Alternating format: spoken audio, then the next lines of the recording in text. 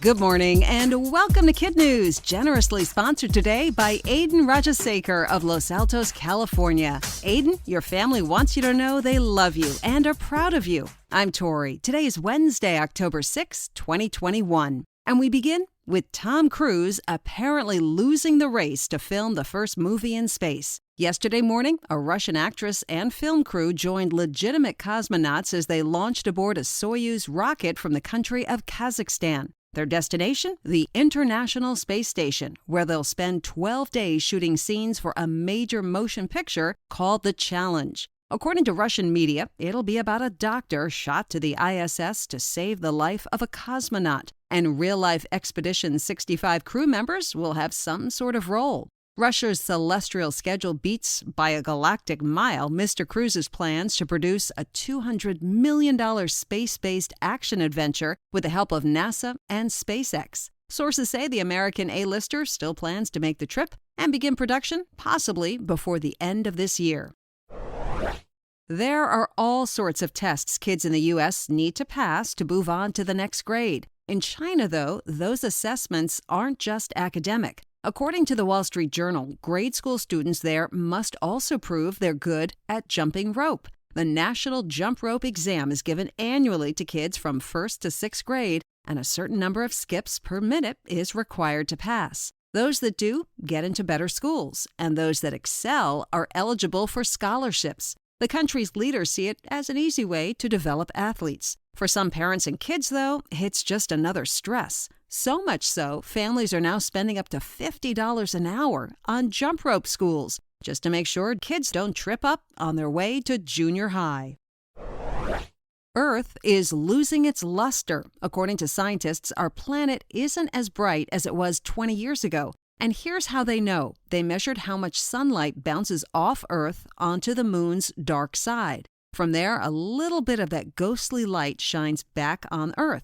Research shows that Earth's shine has taken a nosedive, and the problem is apparently in step 1. We're just not reflecting as much sunlight in the first place. The somewhat surprising reason? A lack of clouds, which are necessary for reflectivity, but are on the decline due to changing ocean temperatures. According to Gizmodo, the dip in Earth shine is just the latest weird climate finding. Others, melting ice at the poles is reportedly warping Earth's crust. It's also part of why the planet's axis has started to wobble in strange new ways.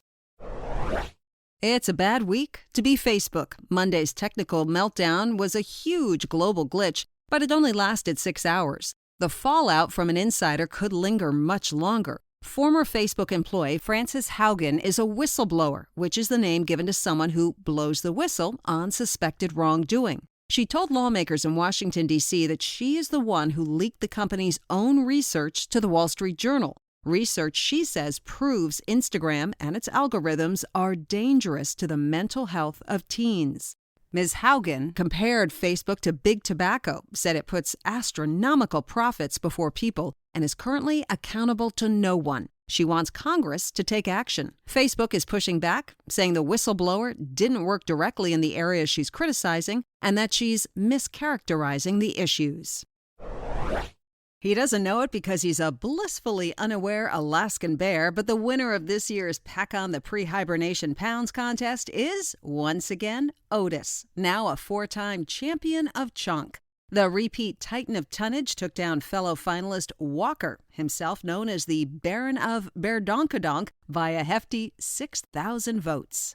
Squirrels don't get to take part in this kind of high-profile getting-ready-for-winter competition, but if they did, the winner would likely be a little red rodent from North Dakota. Every 2 years, the opportunistic critter stores thousands of nuts in a Chevy truck owned by Bill Fisher. And this time around, the squirrel outdid itself, shoving black walnuts into every nook and cranny of the engine and setting a new record in the process, 42 gallons worth. Like in years past, Mr. Fisher offered them up on social media as naturally grown and all hand-picked by a squirrel. That's it for KidNuz. Now our KidNuz quiz. Who beat Tom Cruise to shooting a movie in space?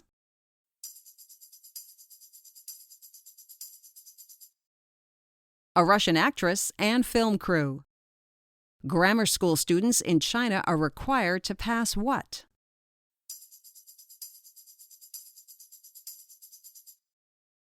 A jump roping test. Who won this year's Fat Bear contest?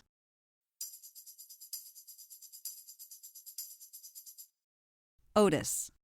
Frances Haugen used to work at Facebook but is now testifying against it. Someone who does that is referred to as what?